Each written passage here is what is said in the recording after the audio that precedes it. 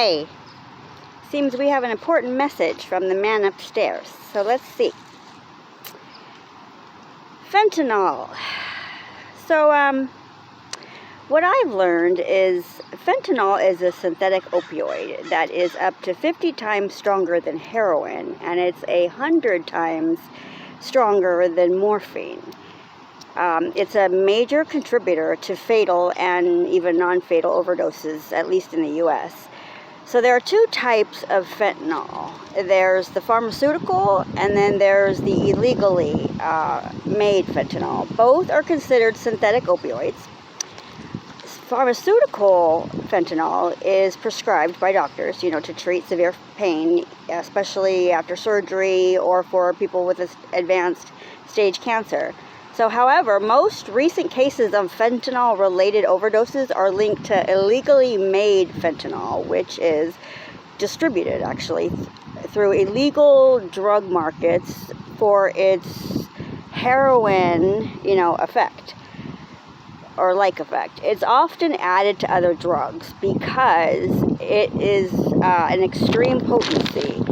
It gives drugs an ability to be cheaper, more powerful, more addictive, and far more dangerous.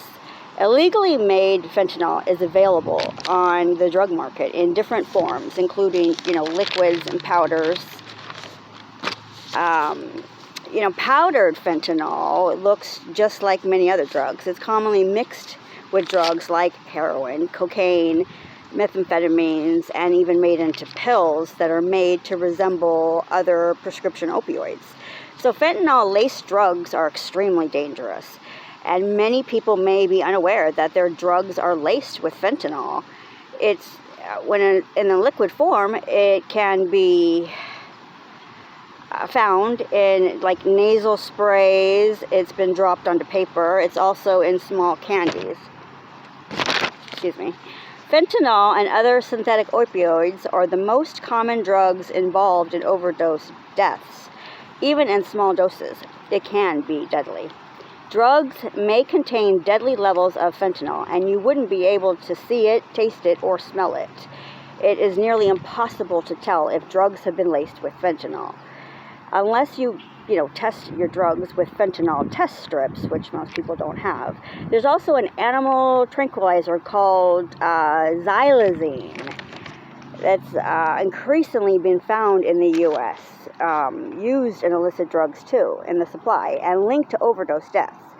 Xylazine can be life-threatening and is extremely dangerous when combined with opioids like fentanyl. Recognizing the signs of opioid overdose, like fentanyl, can save a life. Here are some things to look for, okay? Some have small, constricted, pinpoint pupils, falling asleep, or losing consciousness. There's like slow, weak, or no breathing episodes, or choking, or gurgling. There's, if not sounds and the body's just limp, or cold and clammy. The skin will be discolored, and their lips and their nails will be discolored too. Another controlled substance has a high risk for addiction and dependency is that as well. So causing respiratory distress and death when taken in high doses especially when you're combining substances. All users face the inevitable of it's the irresistible impulse versus the impulse not resisted. So, and 450 million Americans are dealing with addiction, even today. I think it's important to understand, though, that addiction to a substance can happen to anyone. Recovery can happen to anyone, too. Hell, if I can get sober, anyone can. Drinking alcohol or using drugs by so many occurs mostly as a way to avoid emotional pain. It could be the pain of the past, the present hurts, or even future fears. The impact of substance abuse, on an individual and their families as well, as even others around them too, is devastating. Family and friends, however, often find themselves unwittingly aiding the abuser in their denial process, making excuses or refusing to accept that they are harming themselves and them. So as long as one is able to deny their behavior, they will not see the need for change. Although you may be familiar with the idea of either someone having a drinking problem or, someone that uses drugs, let me tell you something that I think is more scary. It's the families that are broken over secretly hiding their addiction. The kids that have a mom or a dad that wouldn't admit or take responsibility, that now have their own children using chemicals and then mixing with their arrogance with other artificial means, as a way to escape. These kids are getting so much younger and nowhere near the worry of just underage drinking.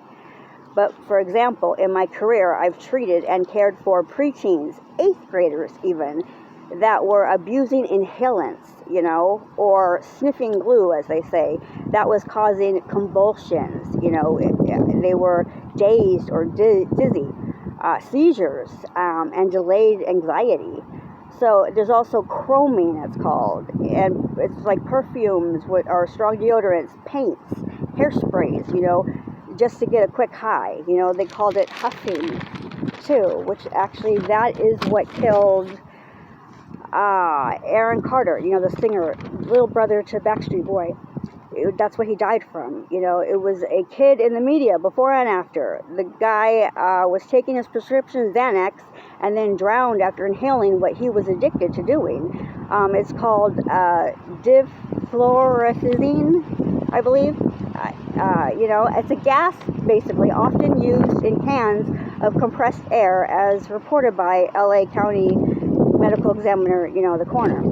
So, which further aids my point though, but alarming that so many of all ages are seeking a chemical to alter their mood, but then become dependent upon it.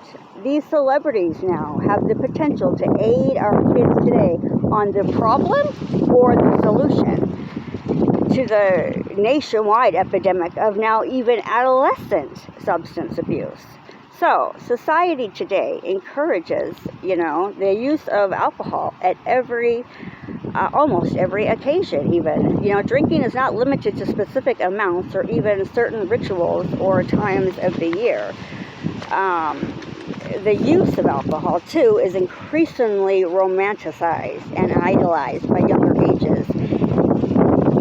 It really bothered me. The school Widow was going to, they had a Halloween carnival at her elementary school, right? And this Catholic school had the kids' games and prizes, but then a bartender stood up in the middle of the music, mixing and selling alcohol and not just beer. I'm like, are you serious? What are we teaching these little kids at night on their playground?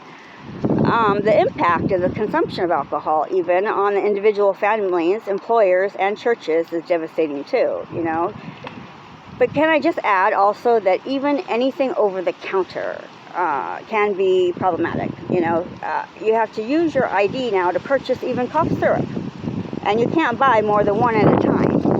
Clearly, there is enough evidence that has surfaced, deeming that an addiction, or at least an aid to the addiction too, right? So, I recently had a conversation with my doctor. We were discussing insomnia, solutions anyway. I said, I've tried taking Benadryl, to try and help me sleep before and after, and it's worked before, sometimes anyway. And she said, where did you get that idea? I said, I had a psychiatrist back about 10 years ago, while I was an active child crisis worker, same plea, for sleep. Told me to take it, actually. And she said, well, stop that. New reports out the last couple of years now labeled it the dirty drug. It's overgiven and taken, and it creates cataracts even of the eyes. And I said, well, I know why God told you to tell it to me that way. I had her laughing, telling her the story, reminding her of when I broke my ankle, and then I first looked up after that and said, Father God, I need your help. I'm kicking my own ass. And here he sends you in to deliver me from Benadryl. So, anyway, back to my point.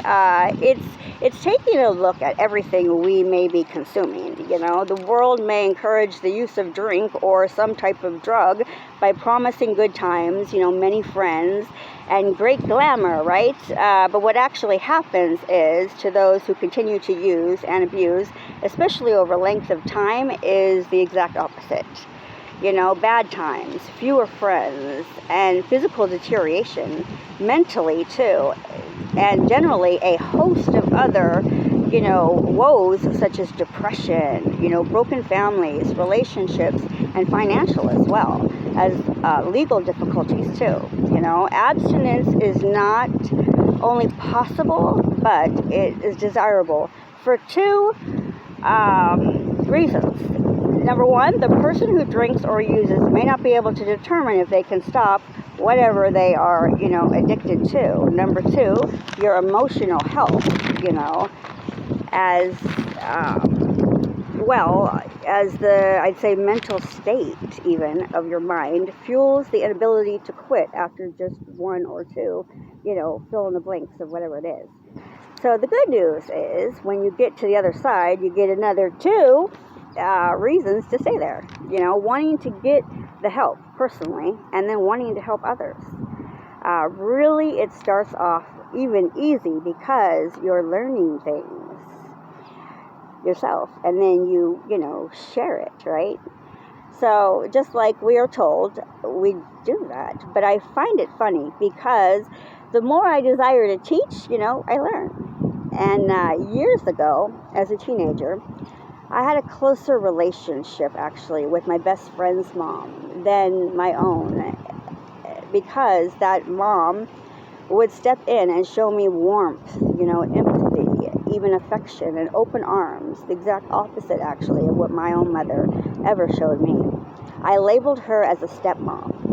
She even tried to befriend my mom for a little while, primarily because they found out they had similar interests with making money and using, as well as selling, drugs. So her name was Tina. She was found in her bed, dead, by her kids. Her two teenagers and her husband had to face the consequences of her addiction to fentanyl. I don't know what she may have been additionally taking, but she had a specific new prescription, of fentanyl pain patches. The open package was found near her with only a few missing, or in use, because they were found on her body. So if it was just because she didn't follow the directions of only, using one at a time with breaks between, use, or a mixture leading to a fatal overdose, stays unclear after it was turned over into a, police investigation. Anyway, it stayed heavy, tight-lipped.